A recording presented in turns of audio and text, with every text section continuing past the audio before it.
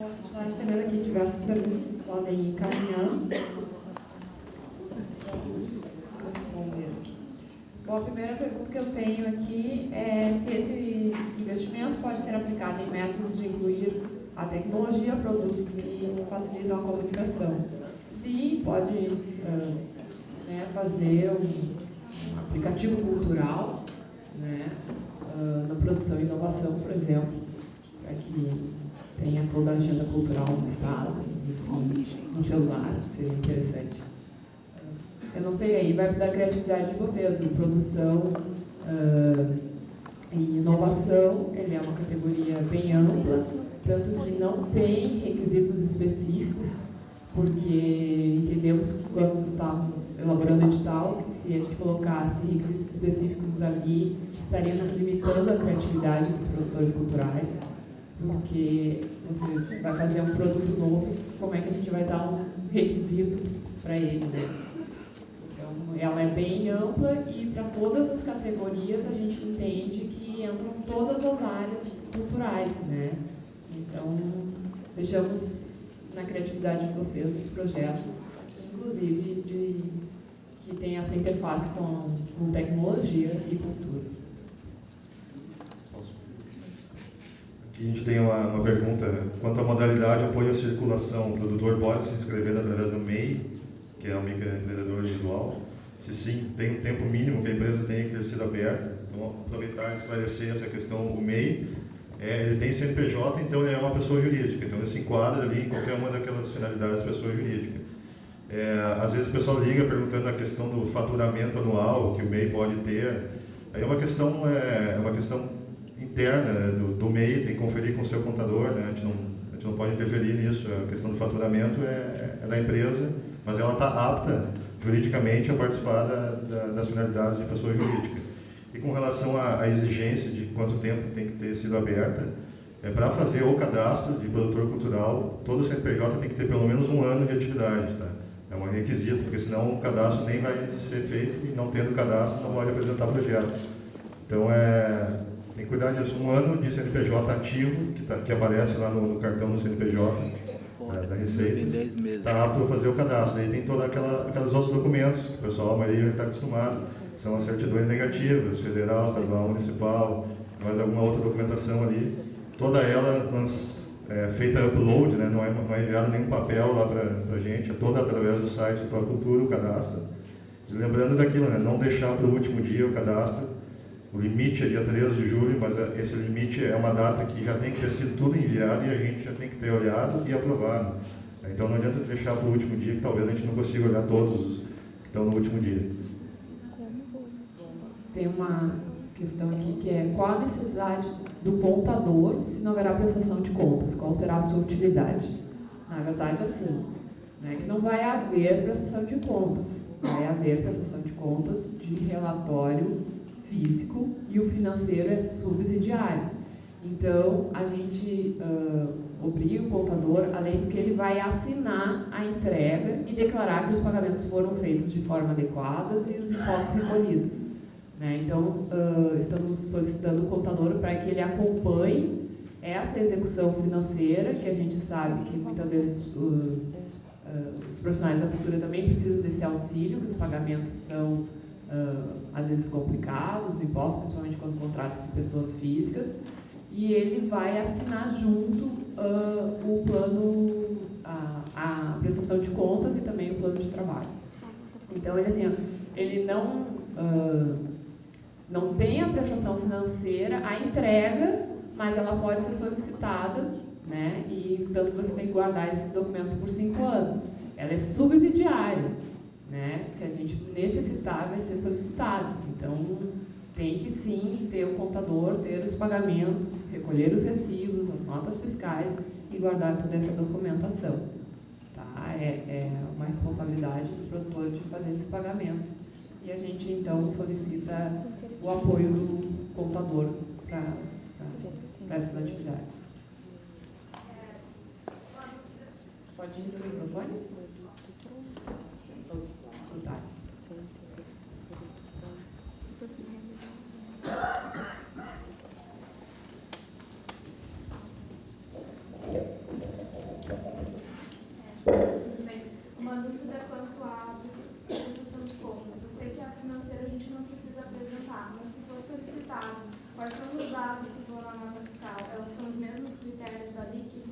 Sim, os dados do projeto. Com a nota fiscal dos prestadores de serviços, né? Os dados do projeto, exatamente como era feito antes.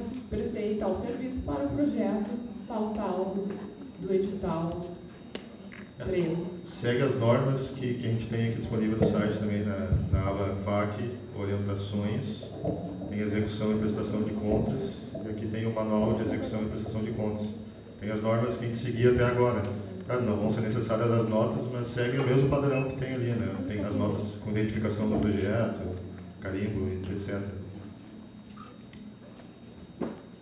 Uma outra dúvida que surgiu aqui, para projetos em programação continuada, o projeto já tem que existir? Se sim, há quanto tempo?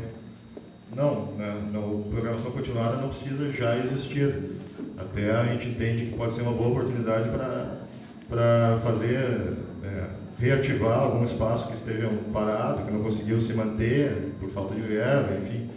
Vai ser uma oportunidade de reativar um espaço, talvez, né, que esteja sem programação, parado, que a comunidade esteja querendo retomar. Então, não, a programação continuada não precisa ser um projeto que já esteja em andamento. Mais uma dúvida sobre o cadastro. Quais os documentos? A gente tem aqui produtores, consultar, novo cadastro e orientações. Tem um manual de orientações, além da Instrução Normativa 04/2013, que tem todas as regras. Então, a gente indica a leitura, e aqui tem uma dúvida específica sobre o comprovante de residência. Fala assim, mudei há pouco e não tenho nenhum comprovante. Pode não ter nenhum comprovante no seu nome, né, mas deve ter algum da conta de luz que está no local, né, provavelmente a pessoa não está sem luz. Se está no nome de outra pessoa, vem uma declaração dessa pessoa que ela reside, fulano de tal, reside ali, enfim, conjuntamente, né? Não precisa ser só conta de luz, pode ser conta bancária, enfim, outras diversas que a pessoa possa ter. E nessa pergunta também tem uma programação, se não apoia a programação cultural, pode ser festivais de vídeo.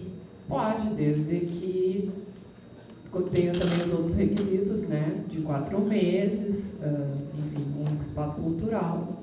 Não há problema nenhum. Tem um festival que vai ter várias ações. Eles, como a gente disse antes, eles são para todas as áreas. Depende da criatividade de vocês em encaixá-las nos projetos.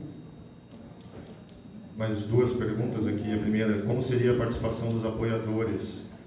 Os apoiadores, a gente entende que eles podem qualificar o projeto, né, com bens e serviços, né, não com valor diretamente. Ou seja, por exemplo, hospedagens, né, no caso da circulação, pode ser feita uma parceria com algum hotel que forneça hospedagem, alimentação, né, para os artistas, enfim, para a equipe, a cedência de espaços, né, universidades, entidades cedem às vezes um auditório, alguma coisa para fazer uma oficina, um encontro, uma palestra. Então são essas parcerias que vão se firmando e vão qualificando o projeto em bens e serviços. Tem uma pergunta aqui que questionou sobre o valor do ingresso, já que é permitida a cobrança de ingresso, tem algum limite? Não tem. Pode ser, só tem que prever as finalidades que exigem entrada, pelo menos uma entrada, uma apresentação gratuita, enquanto o valor do ingresso não tem estipulado nada. Fica pelo planejamento e pela análise depois na pontuação, custo-benefício, critérios de acessibilidade, né, rebatimentos sociais, tudo isso vai ser pesado na pontuação. A segunda pergunta que vem junto aqui, existe uma normatização para a programação gráfica, exemplo do PRONAC, logos, dimensões, etc. A gente tem as orientações de uso das marcas do Procultura, né? Então, estão disponíveis aqui no site orientações. Vamos de novo. FAQ orientações. E aqui embaixo tem o manual de uso das marcas e os arquivos para download. Então tem que ler o manual, ele tem regras simples para usar os logotipos do Procultura e do Governo do Estado. Esses logotipos têm que estar em todos os materiais de divulgação do projeto, né? tanto digitais quanto impressos, enfim. E tem um e-mail de aprovação de uso dessas marcas, que está no edital, está na minuta do contrato também, se não me engano. Vocês enviam sempre esse e-mail com essas marcas antes para aprovação, a gente dá o retorno, se está ok, aí sim vai para a gráfica ou vai para o site, enfim. A gente, inclusive, está implantando, na LIC já tem a ferramenta de aprovação de marcas online, né? Não precisa mandar um e-mail, é através do próprio espaço proponente, lá no formulário do projeto mesmo, ele já envia as marcas e a aprovação é feita pelo sistema. No FAC a gente ainda não tem essa ferramenta, mas a expectativa é que em breve esteja implantado. Enquanto isso, a gente continua seguindo, usando aquele e-mail.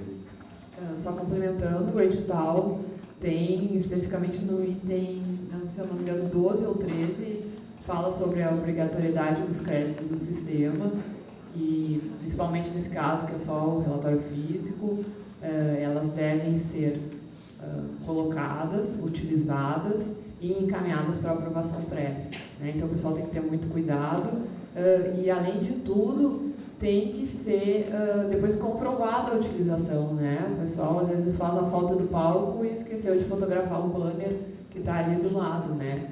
Então, lembrando que item 12, tá? Ali tem tudo, especificamente o que tem que constar, né? E qualquer dúvida também a gente está à disposição para esclarecer.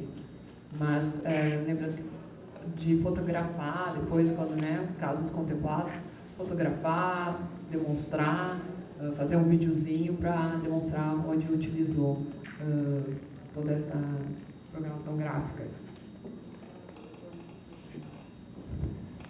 Pergunta: projeto cultural que vai circular em outros municípios deve incluir orçamentos de deslocamento.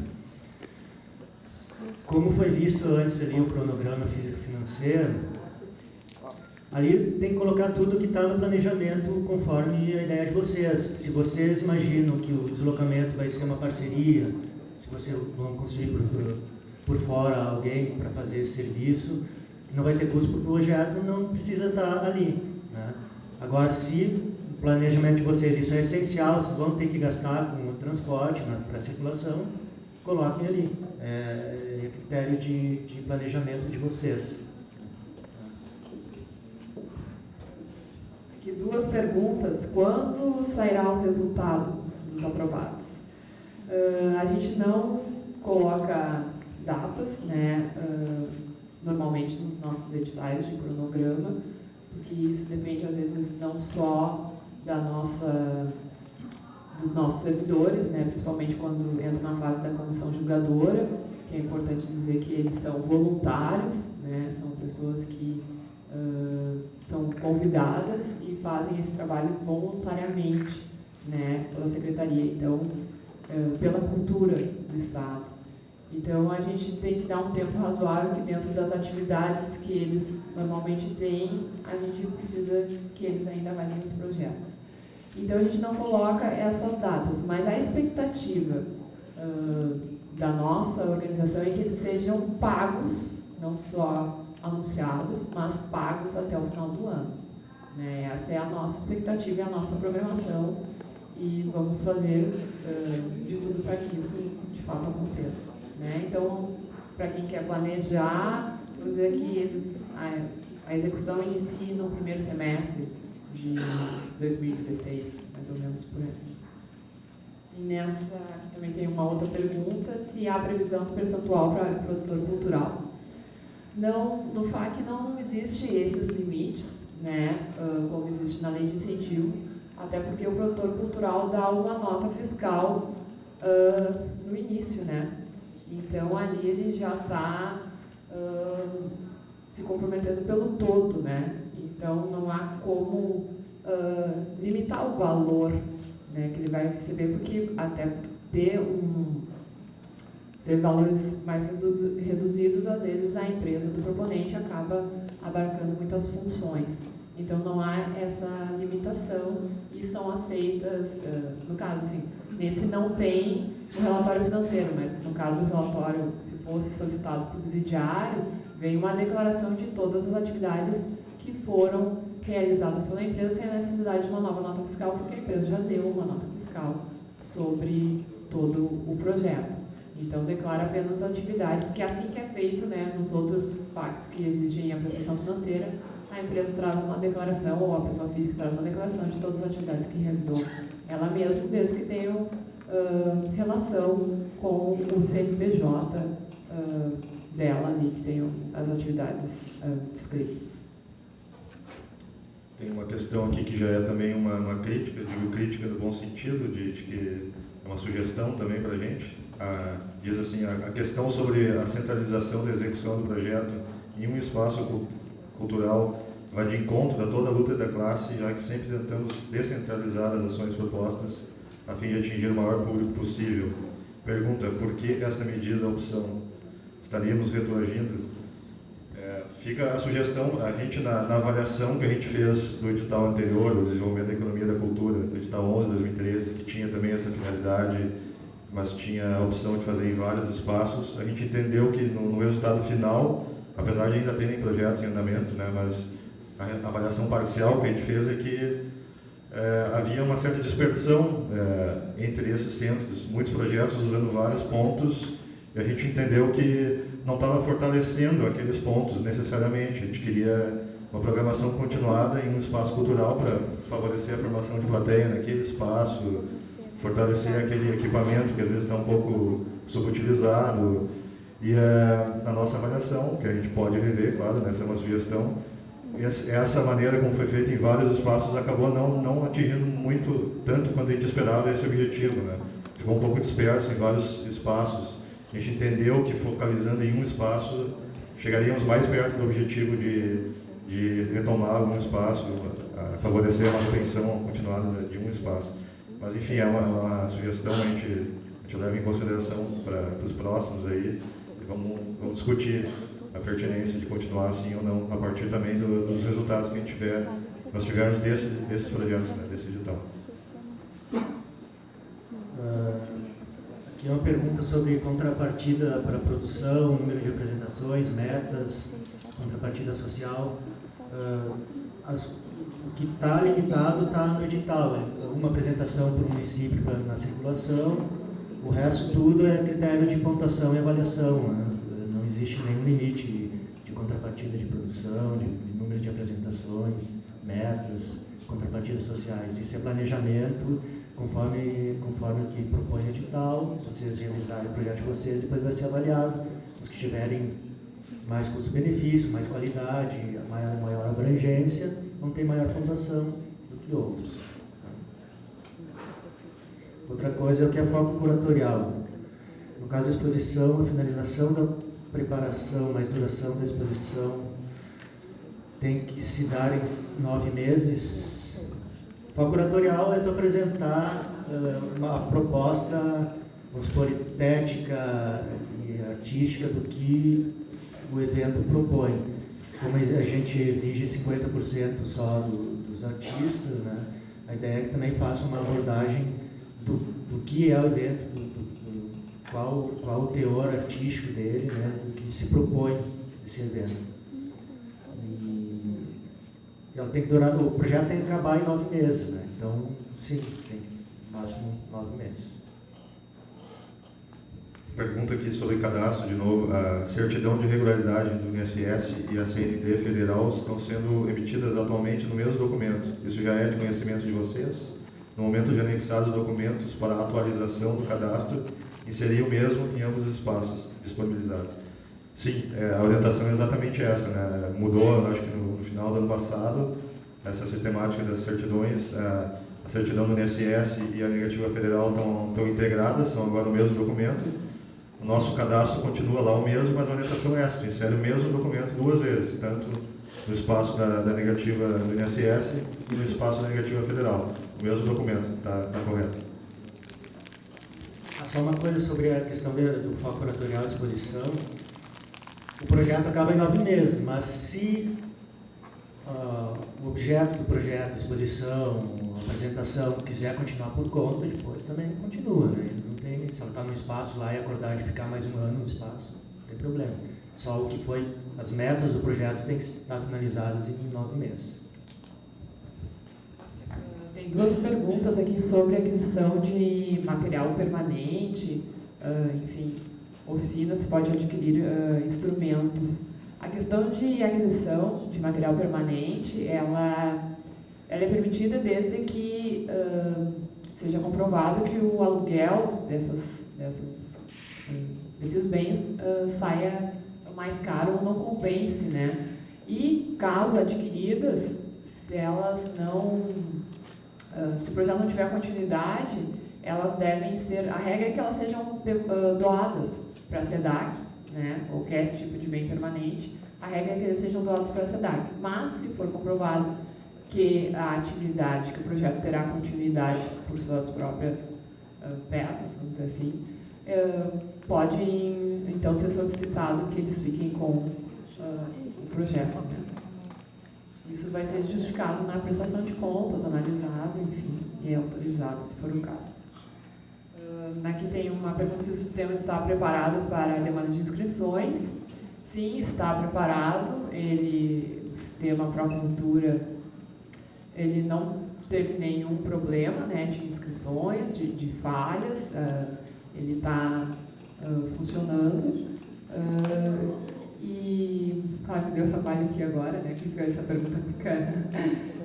Mas ele recebe, normalmente, caso aconteça alguma coisa, a gente está preparado para que, se for o caso, ter que adiar o edital. Mas não ocorreu, tá? A Procergs monitora isso, está sempre monitorando, e por isso os editais nunca terminam numa sexta-feira, e sempre terminam às 16h49, 16h59, para que a gente ainda tenha qualquer coisa mais uma hora para se socorrer da Procergs, que é quem faz o ator do sistema dessa pergunta.